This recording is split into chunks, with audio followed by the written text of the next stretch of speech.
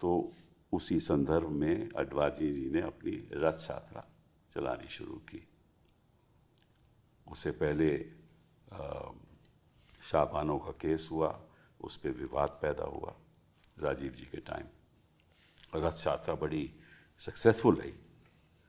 और वाजपेयी जी फिर भाजपा सरकार में आई, वाजपेयी जी प्रधानमंत्री रहे, और फिर उसके बाद 10 साल की सरकार कांग्रेस की हुई।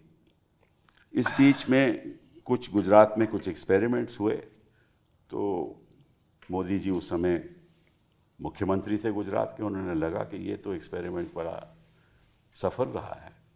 तो जब 2014 में मोदी जी प्रधानमंत्री बने तो उन्होंने ये तय कर लिया कि किसी तरीके से वोट बैंक पॉलिटिक्स की राजनीति शुरू की जाए, और जो माइनॉरिटीज़ हैं, ख़ास तौर पे मुस्लिम माइनॉरिटी जिनकी संख्या लगभग कोई 20 करोड़ से ज़्यादा होगी, उनको एक किनारे रख के एक ऐसा प्रोजेक्ट शुरू किया जाए जिससे एक डिवाइड एंड रूल, जो ब्रिटिश भी करते थे, ब्रिटिश राज भी ऐसे डिवाइड एंड रूल पॉलिटिक्स होता था, तो उन्होंने शुरू कर दिया। तो फिर कभी हिजाब की बात, कभी लव जिहाद की बात, कभी वोट जिहाद की बात, कभी फ्लड जिहाद की बात, कभी हर चीज़ में, कभी अब बुलडोज़र की बात, और बयानों में जब चुनाव होते थे कि किस किस्म के बयान दिए जाते थे प्रधानमंत्री द्वारा, उनके मंत्रियों द्वारा। तो आज इस स्थिति पे हिंदुस्तान पहुंचा है कि कोई अल्पसंख्यक, खास तौर पे मुस्लिम माइनॉरिटी के बारे में बात करने को तैयार ही नहीं कि उनकी क्या स्थिति है, उनके मन में क्या बीतती है। इस देश में वो कहते हैं कि वो तो एक नागरिक हैं इस देश के, एक सिटीजन हैं इस देश के, उनको भी उतने ही हक हैं। क्या उनको इतने हक हैं? तो इन बातों पे आज हम चर्चा करेंगे। हमारे साथ 3 ऐसे लोग हैं जो मैं समझता हूँ बेबाक तरीके से हमारे साथ बात करेंगे। नजीब जी हमारे संग हैं यहाँ। नजीब जी हमारे कॉलेज से सेंट स्टीवन से गई हैं, और MA हिस्ट्री इन्होंने किया सेंट स्टीवन से, लंदन स्कूल ऑफ इकोनॉमिक्स में गए। इनके जो ग्रैंड पेरेंट्स थे वो chief justice and chief engineer in the court of the last Nizam of Hyderabad. और इनके ग्रेट ग्रैंडफादर मौलवी समीउल्लाह खान को फाउंडर थे अलीगढ़ मुस्लिम यूनिवर्सिटी के। 1973 में आप IAS में आए, मध्य प्रदेश काडर में आए। उसके बाद आपने कई साल 1999 तक मेरा ख्याल आपने IAS में रहे, फिर आपने इस्तीफ़ा दे दिया और ADB में चले गए।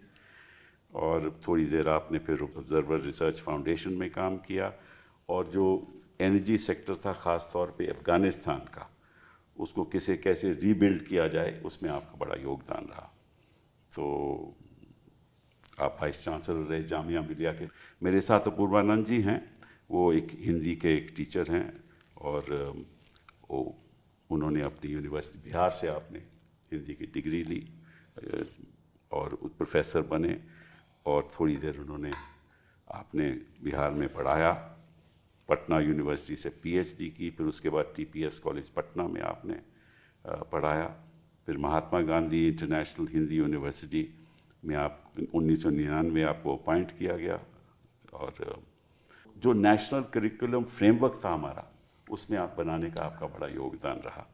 और आप कोर कमेटी में थे, मुझे मालूम है, जिसने डिज़ाइन किया नेशनल करिकुलम प्रोग्राम, और आपने प्रोफेसर यशपाल के साथ काम किया। तो आप बेसिकली जो सेकुलर ट्रेडिशन है हिंदुस्तान की, उससे आप पूरे जुड़े हुए हैं।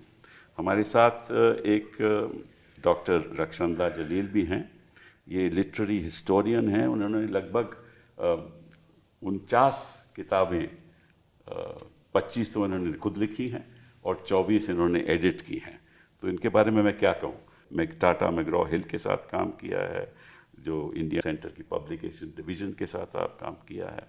आप जो कैम्ब्रिज के जर्नल हैं उसमें आप लिखती हैं, क्वार्टरली जर्नल में लिखती हैं आप, और कई शॉर्ट स्टोरीज़ इन्होंने कंपाइल की हैं, कलेक्शंस हैं इनकी शॉर्ट स्टोरीज़ की। तो और इनको एक PhD भी किया इन्होंने, progressive writers movement as reflected in Urdu literature. So मैं समझता हूँ कि जो चर्चा जिसकी शुरुआत हम करने वाले हैं, ऐसे लोगों के साथ करेंगे जो बेबाक होकर अपनी बात देश के सामने रखेंगे। क्या हमारा हिंदुस्तान बदल गया है 2014 के बाद, नजीब जी? सर, यकीनन 2014 एक वाटरशेड मोमेंट है। ऐसा नहीं है कि तकलीफ़ें और सांप्रदायिक विवाद उससे पहले नहीं थे, लेकिन 2014 के बाद जो सिग्नल सरकार ने और जो पार्टी पावर में है उसने दिया, मेरे जहन में सिग्नल मुसलमानों को ये दिया गया कि आपका धर्म इस्लाम जो है ये एक थर्ड क्लास धर्म है, आपके जो प्रॉफिट हैं उनकी पर्सनैलिटी भी फ्लॉड है, आपकी जो शरिया के कानून हैं वो बिल्कुल बेकार हैं, और इसलिए अब हमारी ज़िम्मेदारी है कि हम आपको दुरुस्त करें। और इसके बाद लगातार जो सरकार के कानून बनाए, बिल बनाए, एक्ट बनाए, चाहे आप वो CAA ले लें, चाहे वो NRC का इनिशिएटिव ले लें, और फिर अभी हाल में वक्फ बिल ले लें, ये सब इंडिकेट ये करता था कि आप अपने आप को संभाल नहीं सकते। अब हमारी जिम्मेदारी है, और हम नेशनलिस्ट हैं। आप लोगों ने पाकिस्तान की मांग की थी, आपको पाकिस्तान मिला, इसलिए आपको शक व शुबा से देखा जाता था और देखा जाना चाहिए। और ये सिग्नल हम आपको देना चाहते हैं कि अब आप अपनी जगह समझें इस हिंदुस्तान में। एक नया हिंदुस्तान विकसित हो रहा है, और ये सरकार जो 300 सीटें लेके आई है, ये हिंदुस्तान का मत दर्शाती है, लोगों का मत दर्शाती है, और आपका जो कल्चर है। क्योंकि एक बात और सर बार बार कही गई और वो लोगों के दिल के अंदर समा गई कि ये 700 साल का राज जो आपने किया है, ये बड़ा एक टेररिस्ट किस्म का राज था, आपने बड़ी ज़्यादतियाँ की हैं हम पे, इसीलिए इतिहास बदल रहा है। और इसलिए हम बदलेंगे। और आपने हमारे मंदिर तोड़े हैं, हमारी जो इबादतगाहें हैं उनको बुरी तरह से ट्रीट किया है, और अब ये वक्त निकल चुका है, और अब वो चीज़ें दुरुस्त करने तो इतिहास का बदला ले रहे हैं मतलब? मेरे ख्याल दिल में शायद बदला शब्द हो, लेकिन तरीक़ा है कि हम कानून बदल देंगे और हम आपको आपकी जगह बता देंगे कि ये आपकी जगह है। तो कानून तो खैर ये बदल रहे हैं, क्या इसकी नतीजा ये होगा कि हिंदुस्तान की सभ्यता भी बदल जाएगी पूरी तरीके से? पूर्वलाल जी। सभ्यता शब्द को लेकर मैं बहुत निश्चित नहीं हूँ कि हम किसे सभ्यता कहते हैं। आप उसे रहने सहने का तरीका कह सकते हैं, और रहने सहने का तरीका ये था कि अगर खुद मैं अपनी ज़िंदगी को देखूं, मेरी परवरिश एक छोटे से कस्बे में हुई है, सीवान में, और मेरे पिताजी जो उस वक्त नौजवान रहे होंगे, सिलचर से आए थे, और उन्होंने एक मुसलमान मोहल्ले में मकान लिया। उनके मकान मालिक इस्लामिया हाई स्कूल के हेड मास्टर थे, और उन्हें कोई दिक्कत नहीं हुई। और मेरी बहन को पहला लुक़मा उसके जन्म के बाद एक मुसलमान ने खिलाया दिया। तो रहने सहने का एक तरीका था। मैं सभ्यता जैसे बड़े शब्द का इस्तेमाल नहीं करता हूँ, क्योंकि उसमें धोखा बहुत है। उस रहने सहने के तरीके में हिंदू, मुसलमान, बाकी लोग आसपास रहते थे, और मैं ये नहीं कहूँगा कि हमारे पूर्वग्रह नहीं थे, पूर्वग्रह थे हिंदुओं के मुसलमानों के बारे में, मुसलमानों के मन में हिंदुओं के बारे में। उनके साथ और उनके बावजूद हम साथ रहते थे। ताजिया जब निकले तो हम साथ रहते थे, रामलीला हो तो मुसलमान भी उसमें हिस्सा लेंगे, झगड़े भी होते थे, लेकिन यह साथ रहने का तरीका अब बदल गया है। 2014 के बाद निश्चित रूप से बदल गया है। आप जैसे दुर्गा पूजा अभी शुरू हुई है, जो हिंदुओं के लिए बहुत खुशी का मौका है, लेकिन अब हिंदुओं के त्यौहार जैसे ही आने वाले होते हैं, वैसे ही मुसलमानों के लिए खौफ का माहौल हो जाता है। क्योंकि मेरे पास अभी कुशीनगर से मेरे एक छात्र ने मुझे एक वीडियो दिया आकर, जो हिंदू है, और वो बहुत परेशान था। उसने कहा कि यहाँ ये मुस्लिम इलाका है जिसमें मदरसा है, मस्जिद है, 94% मुसलमान हैं, यहाँ कभी मूर्ति नहीं बैठाई जाती थी, लेकिन इस बार ज़बरदस्ती मूर्ति बैठाई गई है। और फिर जो वीडियो दिखाया उसमें भारतीय जनता पार्टी के नेता भाषण दे रहे थे, जो बहुत ही भड़काऊ भाषण था, और जिसका मतलब था कि वहाँ हिंसा हो ही जाएगी। तो आप जब कहते हैं सभ्यता बदल जाएगी, मैं ये मानता हूँ कि रहने सहने का तरीका काफ़ी कुछ बदल गया है। और जो चीज़ पहले पूर्वाग्रह में थी, अब वह नफ़रत में और हिंसा में तब्दील हो गई है। और हिंदू समाज का एक बहुत बड़ा हिस्सा खामोशी से रेडिकलाइज हो गया है। हम आमतौर पर रेडिकलाइजेशन शब्द का इस्तेमाल मुसलमानों के लिए करते हैं, और मुझे याद है राजनाथ सिंह ने 2015 में कहा कि मैं ये कहना चाहता हूँ कि हमारे मुसलमान रेडिकलाइज नहीं हुए हैं। तो मेरी इच्छा हुई मैं कि उनसे पूछूं, और आज भी मैं पूछता हूँ कि हमारे हिंदू रेडिकलाइज हुए हैं कि नहीं। तो फ़र्क ये हुआ है कि हिंदुओं की एक बहुत बड़ी आबादी रेडिकलाइज हो गई है, और वो मुसलमान विरोधी और ईसाई विरोधी घृणा से ग्रस्त है, उसका पूरा मनोविज्ञान। और वो आपको दिखलाई पड़ता है जब हिमाचल प्रदेश में अभी जुलूस निकले, तो उस जुलूस में तो हज़ारों लोग थे। उसके पहले मैंने देखा बड़ौदा में एक होटल खुला, एक मुसलमान ने एक होटल खोला। उस होटल के रास्ते पर हिंदू औरतें खड़ी हो गई, हिंदू मर्द खड़े हो गए कि हम यहाँ नहीं होटल खोलने देंगे। ये तो सामान्य हिंदू थे कि हम होटल नहीं खोलने देंगे। वो तो कहते हैं कि गरीब की जो रेडी जो मुसलमान लगाता है उस पर कुछ खरीदना नहीं आपको चाहिए। वो तो कोरोना के वक्त चला, और उसके उत्तम नगर में ठेले उल्टे गए, बाकी जगह प्रतिबंध का लगाया गया कि नहीं होना।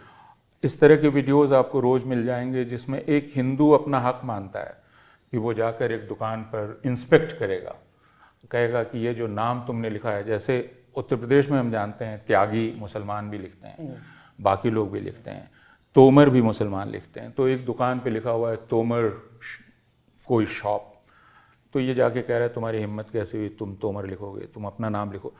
अब हर हिंदू यह महसूस करता है कि उसके पास ये अधिकार है कि वो एक मुसलमान के घर में घुस के उसका फ्रिज खोल सकता है, उसका टिफ़िन देख सकता है ट्रेन में, ये कह सकता है कि तुम दिखाओ तुम्हारे बस्ते में क्या है, और ये भी हक मानता है कि अगर उसको शक हो रहा है किसी चीज़ का तो वो उसको मारेगा।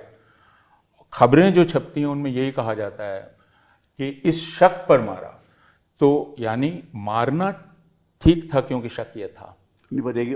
अभी मैं सितंबर की बात कर रहा हूँ, या इसी मई या सितंबर में एक 72 साल का मुसलमान गाड़ी में जा रहा था, ट्रेन में जा रहा था। उसको पूछा, वो सोचते थे कि ये काऊ का मीट ले जा रहा है, तो उसको मारा।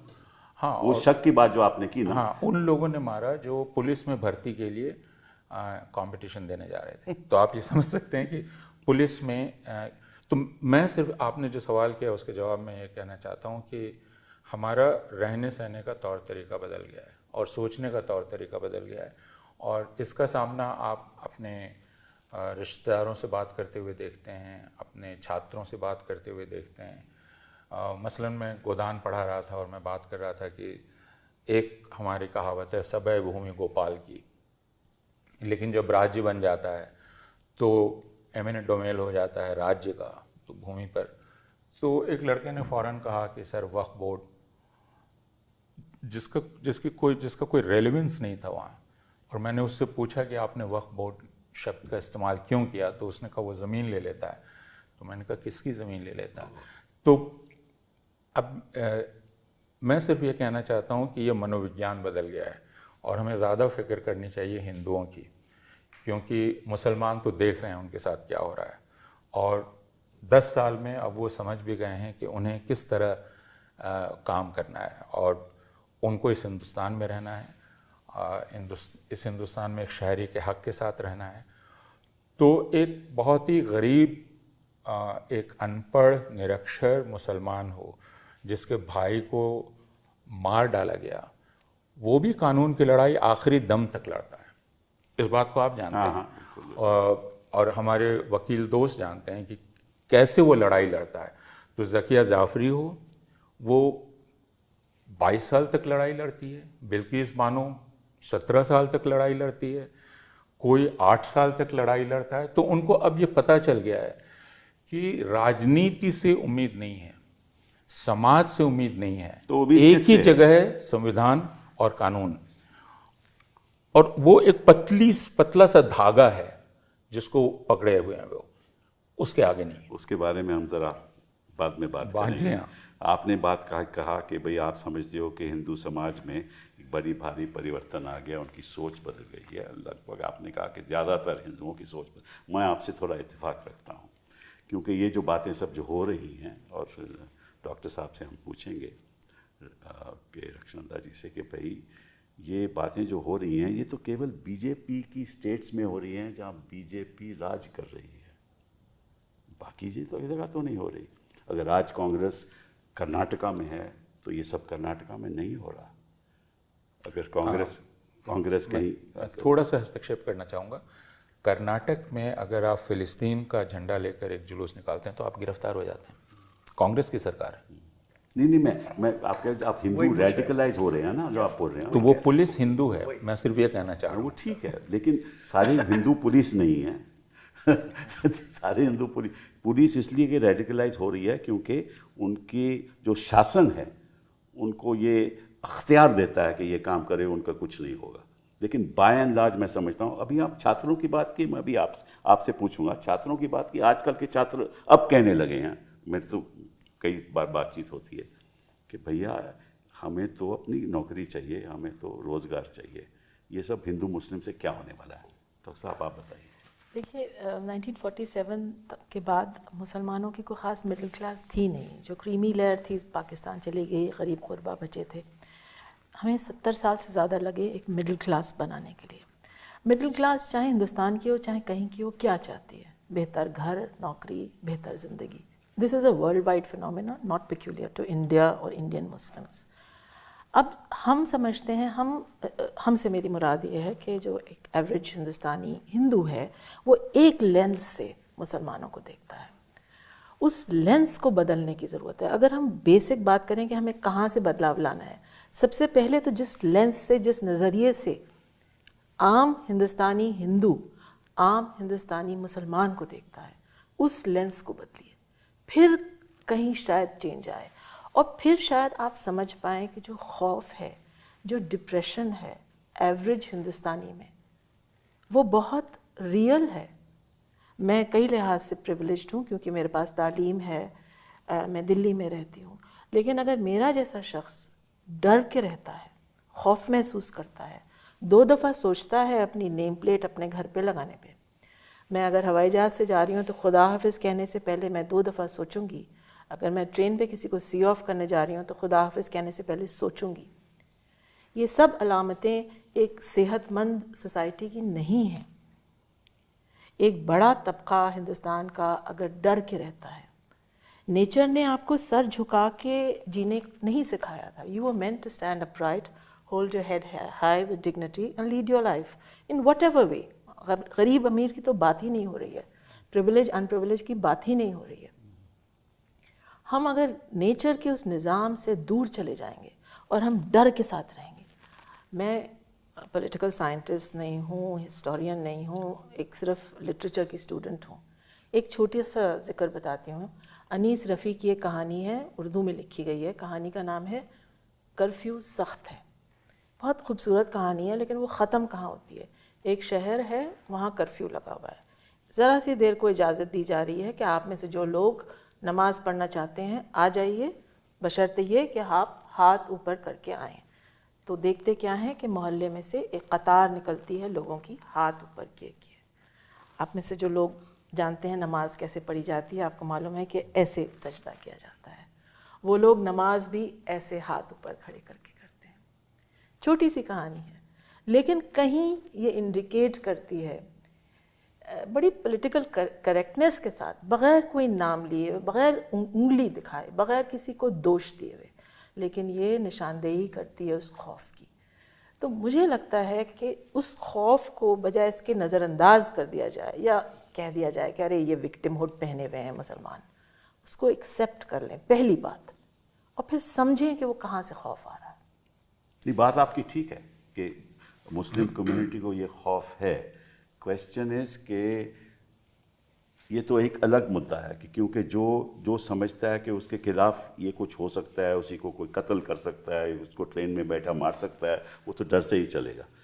लेकिन क्या ये सारे हिंदू समाज में फैल चुका है?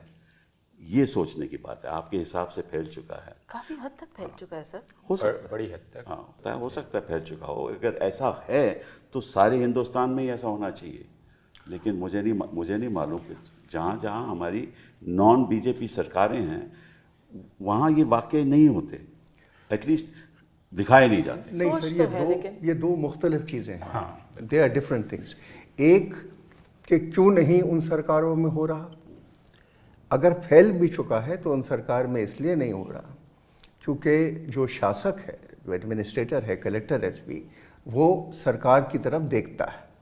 तो आपके नॉर्थ इंडिया के काउ बेल्ट में सरकार आपकी वाहवाही कर रही है अगर 4 लोग मर जाएं तो, या आप बुलडोज़र चला दें तो। लेकिन अगर आप यही चीज़ कांग्रेस की सरकार में करें या बिहार में करें या कलकत्ते में करें तो वो आप नहीं कर पाएंगे क्योंकि आपका जो शासक है वो आपके चीफ मिनिस्टर की तरफ देख। लेकिन इसका ये मतलब नहीं है कि आबादी में दिल बदल गया। उसी एक हमारे बड़े सीनियर पॉलिटिकल लीडर हैं सर, वो किसी डीजी पुलिस को एड्रेस कर रहे थे कुछ साल पहले। उनको ये कह रहे थे कि आप बेबाकी से काम करिए क्योंकि हमने जनता का मन बदल दिया।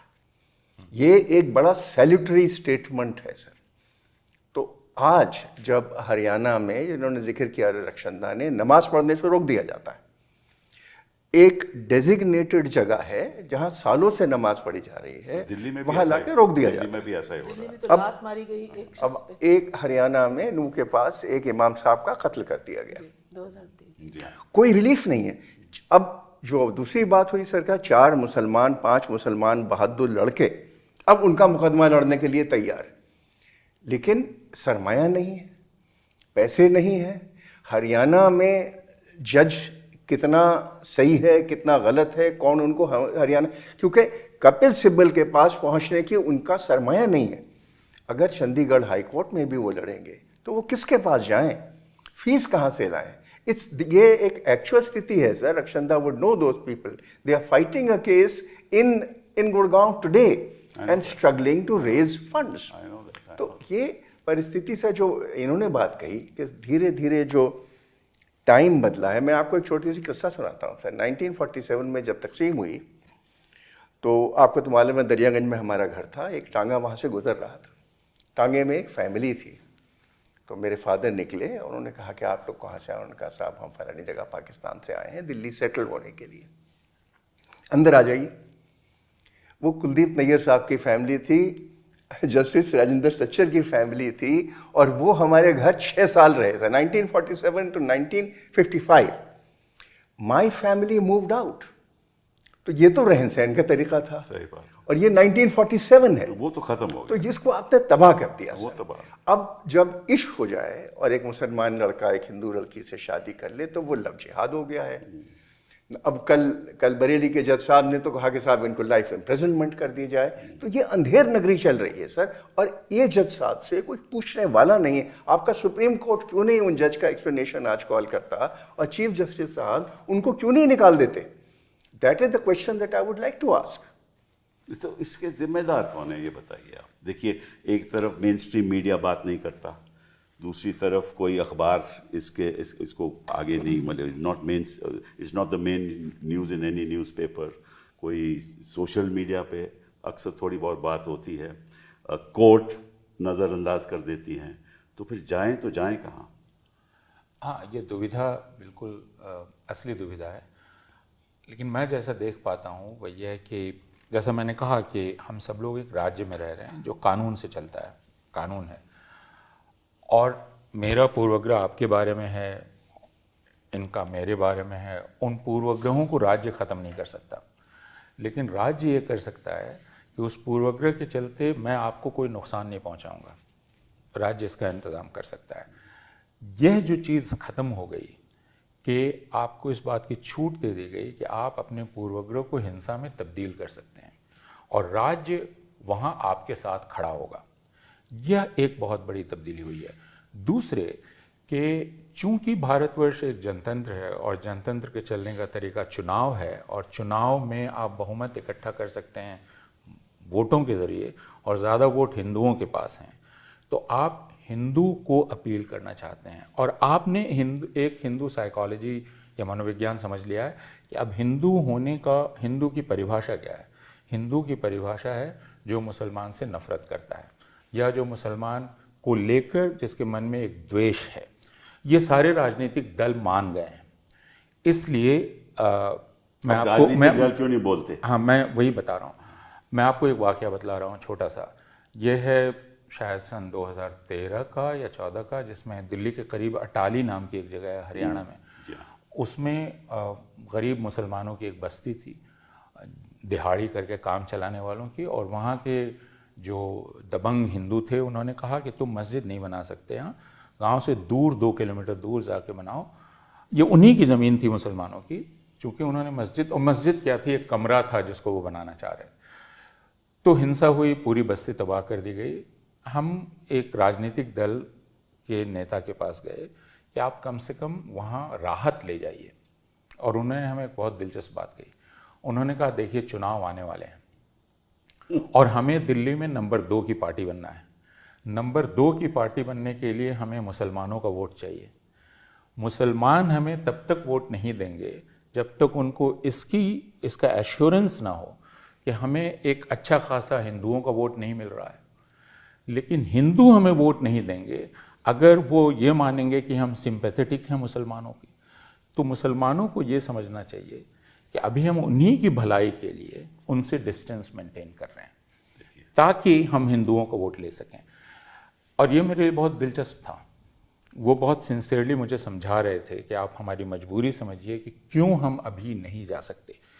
जैसे ही मजबूरी थी 2002 के बाद से अब तक कि कांग्रेस प्रेसिडेंट ज़किया जाफरी से खुलेआम नहीं मिल सकी।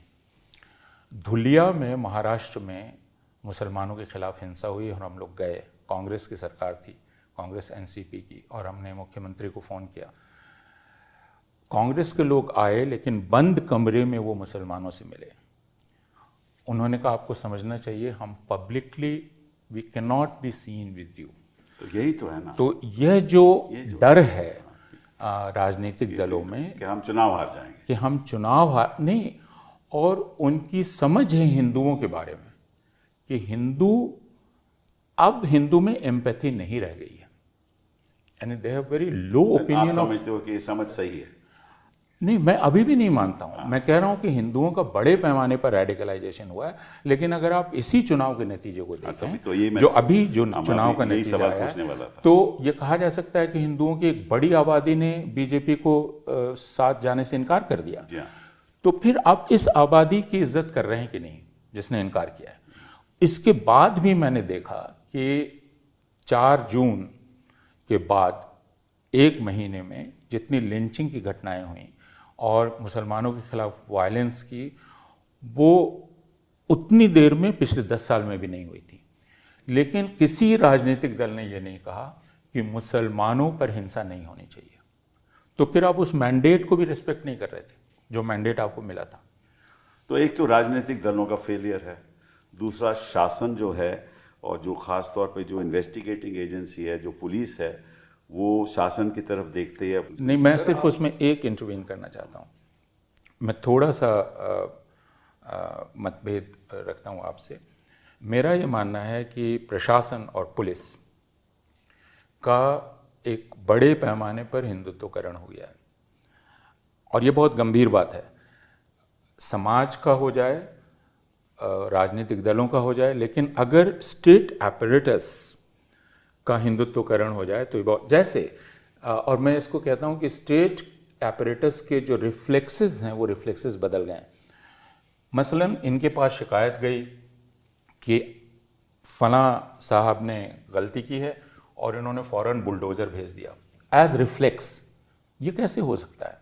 एक डिस्ट्रिक्ट मैजिस्ट्रेट, एक म्यूनिसिपल कमिश्नर तुरंत बुलडोज, तो ये रिफ्लेक्स है। जी, मैं भी इत्तेफाक रखता हूँ। रीज़न इज कि ऐसे मैजिस्ट्रेट उन पोस्ट में बिठाए जाते हैं जो उसी सोच के हो, उसी भावना के हो। सारे डिस्ट्रिक्ट मैजिस्ट्रेट ऐसे नहीं हैं।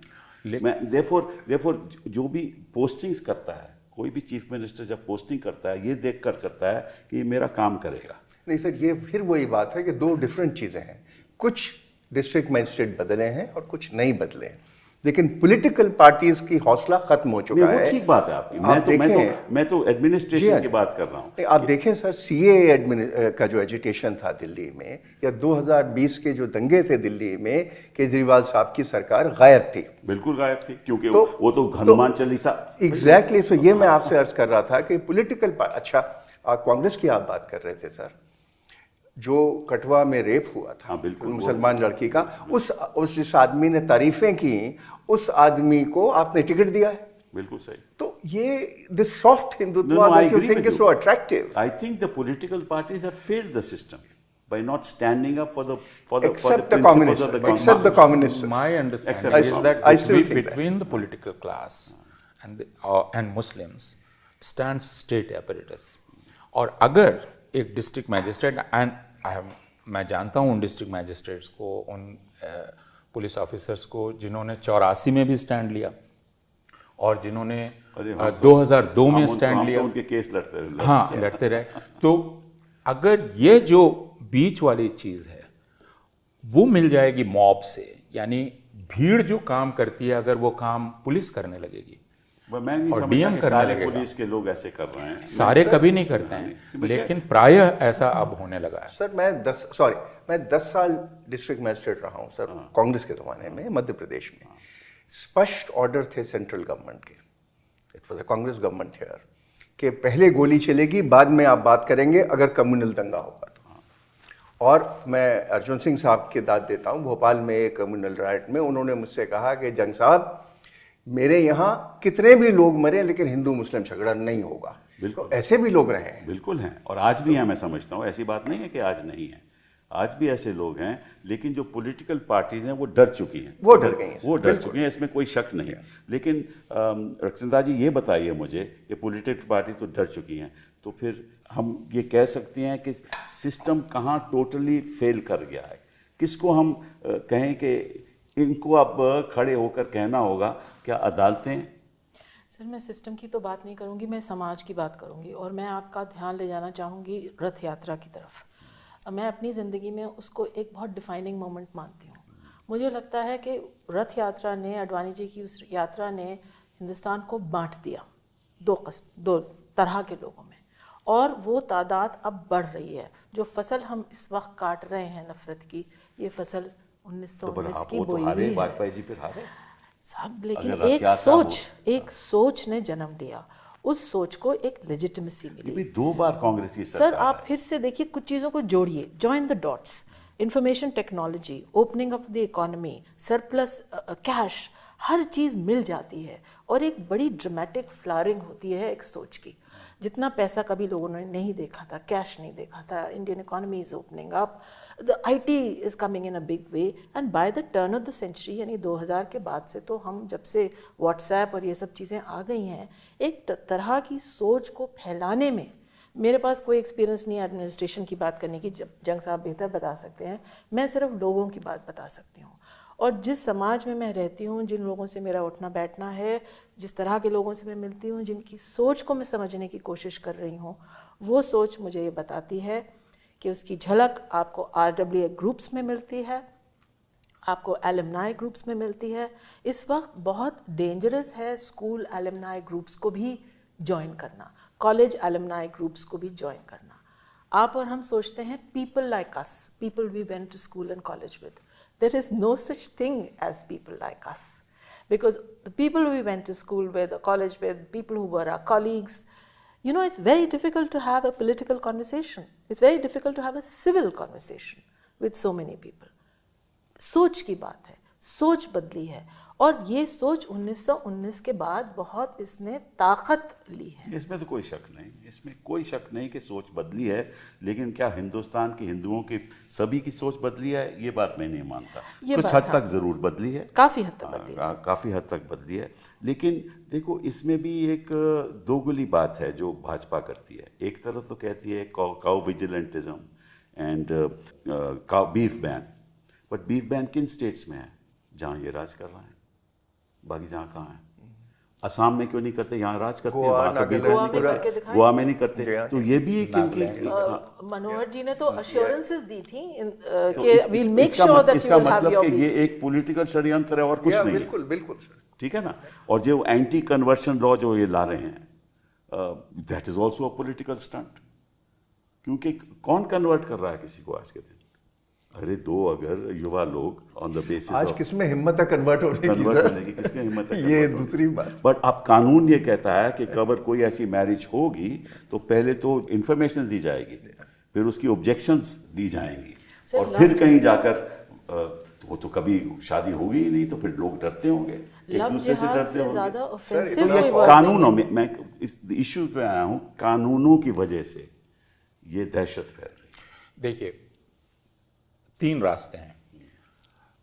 एक जो 2014 के बाद, 2014 में जो चीज़ हुई वो ये पहली बार हिंदुस्तान की राजनीति में स्थापित हुआ कि आप मुसलमानों के बिना सरकार बना सकते हैं, और ये एक बहुत बड़ा परिवर्तन था कि आप लेकिन 2014 के बाद इस सरकार ने 3 तरीके अपनाए मुसलमानों को दूसरे दर्जे का नागरिक बनाने के।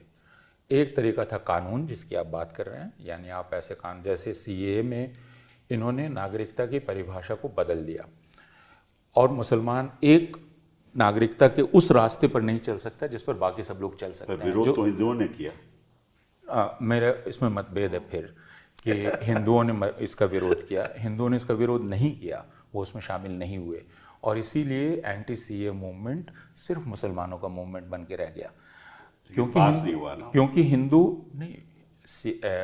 आप कह रहे हैं कि कानून पास नहीं हुआ, देखो उसको लागू कैसे किसने किया आज के दिन? नहीं, इसलिए कि आपने रूल्स नहीं बनाए, क्योंकि आप उसको जिंदा रखना चाहते थे, और एक बड़ा रेजिस्टेंस हुआ था। लेकिन मैं सिर्फ ये कह रहा हूँ अभी कि आपने पहला कानून बनाया, जैसे कानून में एंटी लव जिहाद, एंटी कन्वर्जन, CAA, ट्रिपल तलाक, जो जेंडर जस्टिस के नाम पे लाया गया, लेकिन जो दरअसल मुसलमान मर्दों को क्रिमिनलाइज करने के लिए किया गया था।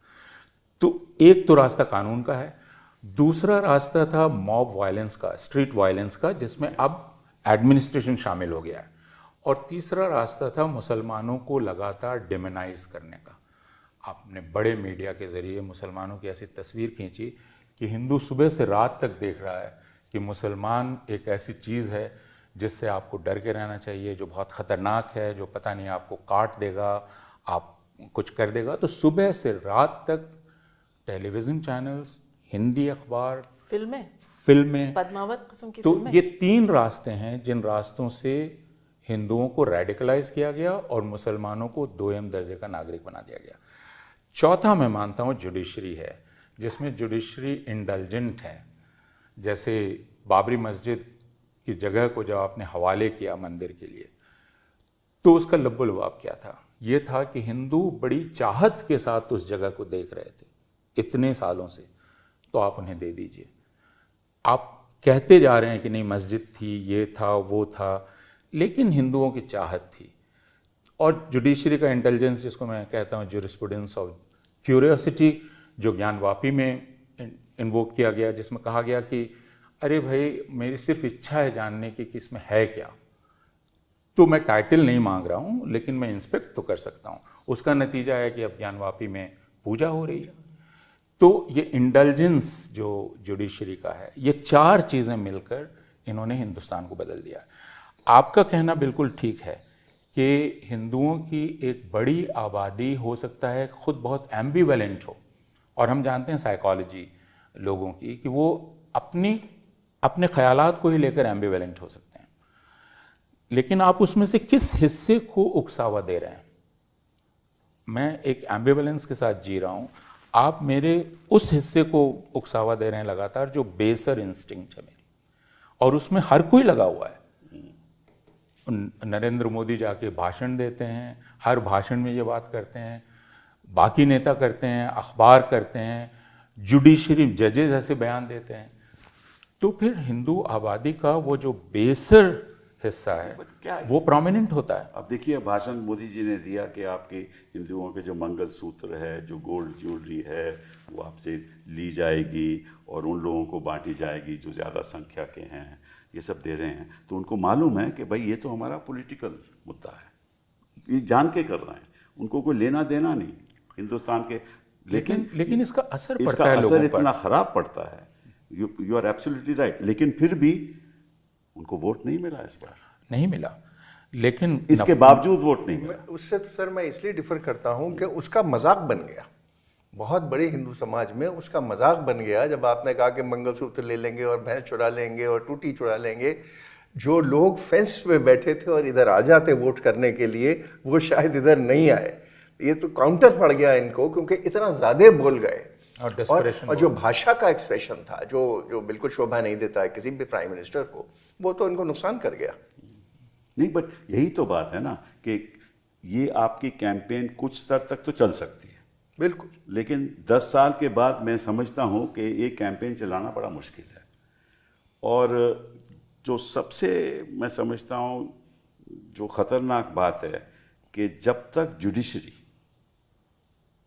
जुडिशरी ये तय नहीं करेगी कि ये हम इस देश में होने नहीं देंगे, बिल्कुल, क्योंकि the ultimate solution is with the judiciary only.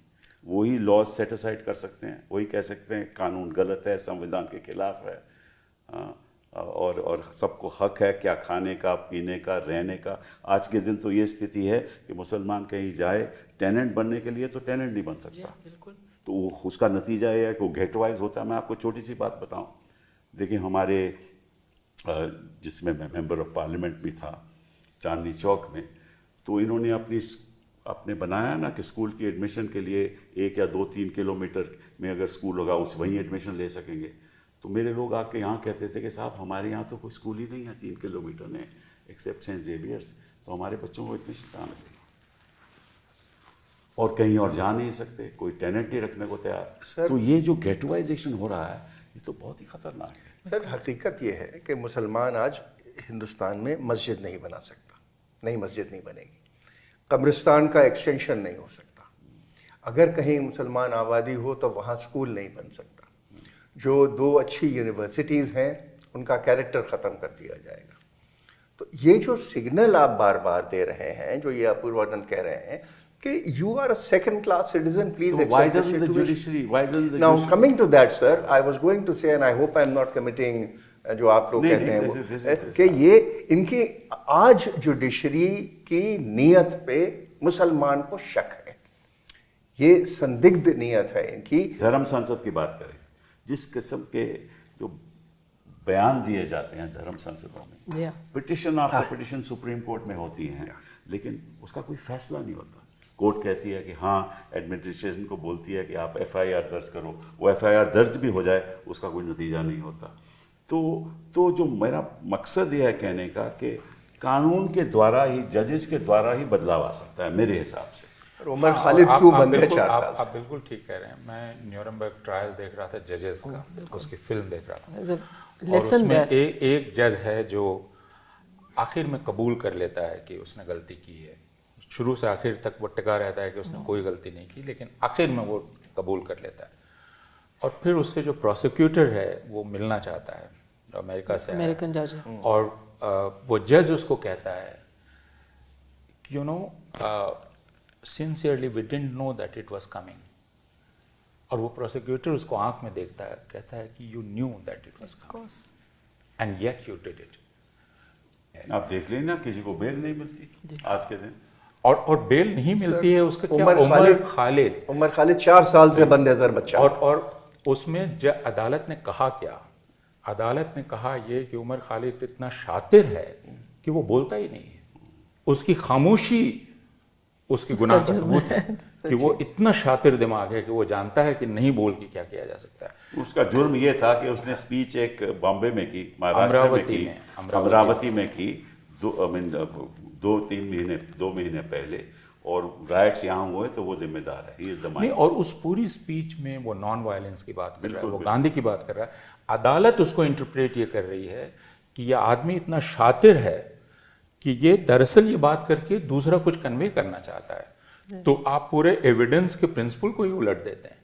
तो कोई, या अभी जो जज ने कहा, वो औरत कह रही है कि भाई मेरे साथ कोई जुल्म नहीं हुआ, मेरे साथ कोई ज़बरदस्ती नहीं हुई, मैं अपनी मर्जी से, लेकिन जज कह रहा है कि मैं मान ही नहीं सकता इसकी बात, इसलिए इसने लव जिहाद किया है और इसको इतनी सजा मैं दूंगा। तो no evidence is evidence in itself against you because I want to persecute you or prosecute you। अब ये क्या हो रहा है कि हिंदुस्तान की अब राजनीति में क्या हो रहा है कि अब जहाँ जहाँ भी चुनाव हो रहे हैं, फॉर एग्जांपल अभी झारखंड में चुनाव हो रहा है, होने वाला है, तो वहाँ कह रहे हैं कि सब बंगाल से आ गए, बंगाल से आ रहे हैं सारे, और बांग्लादेश से आ बांग्लादेश से आ गए। मतलब कि नोबडी हैज एनी डेटा, किसी के पास कोई डेटा नहीं है कि बांग्लादेश से आ रहे हैं या नहीं, लेकिन प्रधानमंत्री जी कह रहे हैं, चीफ मिनिस्टर ऑफ असम जाकर वो कह रहे हैं ये षड्यंत्र चलाया जा रहा है। और कोई CEC जो इलेक्शन कमीशन है वो कुछ नहीं कहती। नहीं, वो कह रहा है, जैसे झारखंड के चीफ सेक्रेटरी ने खत लिखा कि आप यहाँ का माहौल बिगाड़ रहे हैं और ये नहीं करना चाहिए, तो इलेक्शन कमीशन ने कहा कि you can not write this. मतलब इलेक्शन कमीशन ये कह रहा है कि he has a right to spread hatred. वो तो पक्षदार ऐसे जो इंस्टीट्यूशन खत्म हो जाए, आपकी मीडिया, मेन स्ट्रीम मीडिया खत्म हो जाए, आपकी जुडिशरी जो करना चाहिए नहीं करे, और प्रिंट मीडिया सवाल नहीं उठाए, तो आप जो प्रशासन है वो तरफदारी करे, CEC इनके तो जाए कहाँ बताइए। तो एक ग्राउंड स्वेल है जो ओपिनियन को चेंज कर सकता है। मेरे ख्याल से हमें उसी का इंतज़ार करना होगा और हमें कहीं अपने पास से सबक सीखना। तो अगर सब रेडिकलाइज हो गए तो इंतज़ार किस चीज़ का? नहीं, सब तो देखिए नहीं रेडिकलाइज हो सकते, वो तो नेचर के दस्तूर के ख़िलाफ़ है। एक फाशिस्ट प्लेबुक है जिसके साथ काम किया जा रहा है। हमने ये सब चीज़ें जर्मनी में देखी और बहुत साल पहले नहीं, barely half a century ago all this has happened। ये उत्तराखंड में जो कहा जा रहा है कि अपने नाम बताइए, वहाँ कहा गया था कि आप स्टार ऑफ डेविड पेंट कीजिए और अपने हाथ पे अपना निशान लगा के चलिए ताकि हम पहचान जाएं। और हमसे तो बहुत पहले, कुछ साल पहले कहा गया था कि हम पहचान जाएंगे उनको उनके कपड़ों से। तो अब जहाँ कपड़ों से नहीं पहचानेंगे तो नाम चाहते हैं। तो ये एक फाशिस्ट सोच है। कहीं ना कहीं मेरे ख्याल से ग्राउंड स्वेल इस सोच के खिलाफ एटलीस्ट चर्चा तो होनी चाहिए। चर्चा होनी। The elephant in the room needs to be called out. ये खामोशी जो लोग चुप्पी साधे हुए हैं, सबसे बड़ी मेरे ख्याल से मुश्किल इसमें है। People need to have conversations like this, maybe more conversations। और ये जो डाइनिंग टेबल conversations हैं, ये जो WhatsApp conversations हैं, मैंने सुना है कि यहाँ पे families are split। यानी एक मेज पे फैमिली बैठ के बात नहीं कर सकती क्योंकि लोगों के डाइवर्जेंट ओपिनियंस है। This is our hope. अगर मुझे उम्मीद की कहीं किरण दिखती है तो मुझे डिसेंट में दिखती है। डिसेंट तभी होगा जब लोग समझेंगे कि इस हिंदू मुस्लिम विवाद में हमें कुछ नहीं मिलने वाला, हमें तो नुकसान ही नुकसान। बिल्कुल, तभी बदला। तो इसीलिए मैंने सोचा कि एक ऐसा प्रोग्राम किया जाए जहाँ जो सच्चाई है देश के सामने, जो हमारे सामने सच्चाई खड़ी है कि आप इस देश के जो यूनिटी है, जो मुसलमान जिनको हक था वो वहाँ भी जा सकते थे, लेकिन उन्होंने कहा हम पाकिस्तान नहीं जाएंगे, ये हमारा देश है। हाँ, क्यों जाएं, ये हमारा देश है, ये हमारा। आपके मदर के बारे में बात कर रहा हूँ, आपने खुद लिखा है ये मेरा देश है, मैं यहाँ रहूँगा। अगर उसको कहो कि ये तेरा देश नहीं है तो मैं समझता हूँ लेकिन मुझे लगता है इससे हमें एक कदम आगे जाना चाहिए। रक्षंदा जलील ये कह सकती हैं कि आप कह सकते हैं कि हमारे पुरखों ने ये फैसला किया। मैं अभी पैदा हुआ हूँ, फ़र्ज़ कीजिए, आप मुझसे क्यों पूछ रहे हैं? बिल्कुल सही। मैं अभी पैदा हुआ हूँ, मेरा पूरा हक है मैं आपको ये बताऊं कि मेरे पुरखों ने क्या फैसला किया। हो सकता है मेरे नाना जी चले गए हों तो गए, सही बात। लेकिन मैं यहाँ हूँ, मेरा पूरा हक है। आप होते कौन है मुझसे पूछने वाले? यह मसला यह है जिसको सबको समझने की ज़रूरत है कि आपको किसी ने अधिकार नहीं दिया कि आप दूसरे से यह पूछें कि हिंदुस्तान में तुम किस तरह रहोगे और किस तरह नहीं रहोगे, क्या खाओगे, क्या पियोगे, क्या पहनोगे। एक दस्तूर है, जो दस्तूर बना हुआ है उस दस्तूर के मुताबिक आपको चलना चाहिए। जो संविधान है जिसके लिए उर्दू लफ्ज़ दस्तूर है, उस दस्तूर के मुताबिक ही आप चलेंगे और रहेंगे। लेकिन जिस बात की तरफ आप इशारा कर रहे थे कि करना क्या चाहिए, तो एक तो हिंदू समाज को, जिसको मैं कहता हूँ कि उसको वापस चीज़ें अपने हाथ में लेनी चाहिए। जैसे अगर गरबा आप करते हैं, आप सालों से गरबा करते चले आए हैं, आज आकर बजरंग दल का एक आदमी कहता है कि आपकी गरबा कमेटी में जो आदमी 20 साल से था वो अब नहीं रह सकता, और आप कबूल कर लेते हैं, आप डिसमेंटल कर देते हैं। डरता है। तो हिंदू समाज को अब चीज़ें अपने हाथ में लेनी होंगी। और उनको ये जो गुंडे हैं या बजरंग दल या मोनू आरएसएस, मानेसर, उनको कन्फ्रंट करना होगा। ये काम हिंदुओं का है कि मोनू मानेसर उनका लीडर नहीं है, बाकी लोग उनके लीडर नहीं है। जो आप कह रहे थे कि अगर इतने लोगों ने वोट दिया इनके खिलाफ तो उन वोटर्स को बाकी चीज़ें भी अपने हाथ में लेनी होंगी। वो कहेंगे कि भाई गरबा हम करेंगे, तुम कौन होते हो। अब आकर एक ऐसी अहमकाना बात करता है कि गरबा के गेट पर आप गौमूत्र रखिए और छिड़किए और फिर एंट्री दीजिए, तो हिंदुओं को कहना चाहिए कि ये बेवकूफ़ी नहीं चल सकती यहाँ, मतलब हम इतने अहमक नहीं हैं। यह जब तक हिंदू करना शुरू नहीं करेंगे और अपने जुलूसों में, अब रामनवमी का जुलूस मेरे एक पुलिस ऑफिसर दोस्त ने बिहार में बतलाया 2 साल पहले, उसने कहा कि रिकॉर्ड बिक्री हुई तलवार की और ट्रक भर भर के तलवार बिहार पहुंची बिकने के लिए। और कार्डबोर्ड रामनवमी असली कार्डबोर्ड की तलवार नहीं, असली तलवार यही थी, असली तलवार थी। और उसने कहा कि आर्म्स एक्ट में एक ऐसा लूपहोल है जिसमें उसने कहा कि हमने बंद कर दिया लेकिन फिर वो निकल आए। तो वो तलवारें लहराते हुए, मुसलमानों को गाली देते हुए, डीजे पर गाने चलाते हुए, इतने घटिया, तो शासन गंदे, नहीं रोकता, अदालत नहीं कुछ कहती, तो यही तो प्रॉब्लम है। प्रॉब्लम तो नहीं हो सकता है अदालत। मैं ये कह रहा हूँ कि मेरे मोहल्ले में एक जुलूस निकल रहा है और उसमें लोग ये नहीं कहेंगे कि तुम डीजे पर, ये दुर्गा पूजा है, दुर्गा पूजा में तुम डीजे पर मुसलमानों को गाली देता हुआ गाना कैसे बजा सकते हो। सही बात है। दशहरा में विजयादशमी के दिन हम सब लोग मूर्ति का विसर्जन करने जाते थे। अब जो गाने बजते हैं वो सिर्फ मुसलमानों को गाली देते हुए, ज़्यादातर अश्लील गाली। कुणाल पुरोहित की पूरी किताब है, कई डॉक्यूमेंट्रीज हैं। तो ये चैलेंज है हिंदू समाज के सामने कि वो वापस चीज़ों को अपने हाथ में ले। But you know, these are all offenses under the code, under जो the कावड़िया यात्रा में हो रहा है उत्तर प्रदेश में, आप देखो, उत्तराखंड आप में, देख आप रहे वो देखिए कि कावड़िया यात्रा हमने अपनी आंखों के सामने बढ़ती हुई देखी है। और उस रूट में मुसलमानों के जो दुकानें हैं या छोटी बिजनेसेस हैं, दे आर इन पेरिल। वो उस दौरान तो बंद होती ही हैं। नहीं, कल बंद कर दी गई। जी जी, दुर्गा पूजा शुरू हुई, आपने मुसलमानों की दुकानें बंद कर दी। वैसे तो सर क्रिश्चियंस का भी यही हाल है। नहीं, उनकी वैसे बात नहीं करते, हमने उनकी बात नहीं की है। 2% आज के दिन उन्होंने तो बात बेचारों ने अपने नाम बदल लिए। बिल्कुल नाम बदलने लिया। हर रोज उत्तर प्रदेश, हिमाचल प्रदेश, बाकी जगह 1 या 2 बिल्कुल क्रिश्चियन या तो पीटा जा रहा है या गिरफ्तार हो रहा है। हम उसकी बात नहीं कर रहे। आज बात नहीं कर रहे।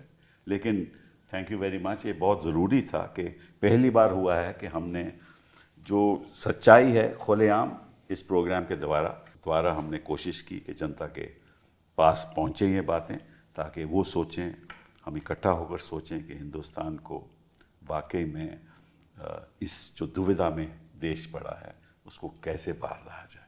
आपका बहुत बहुत धन्यवाद। आपका शुक्रिया। Thank you sir. Thank you.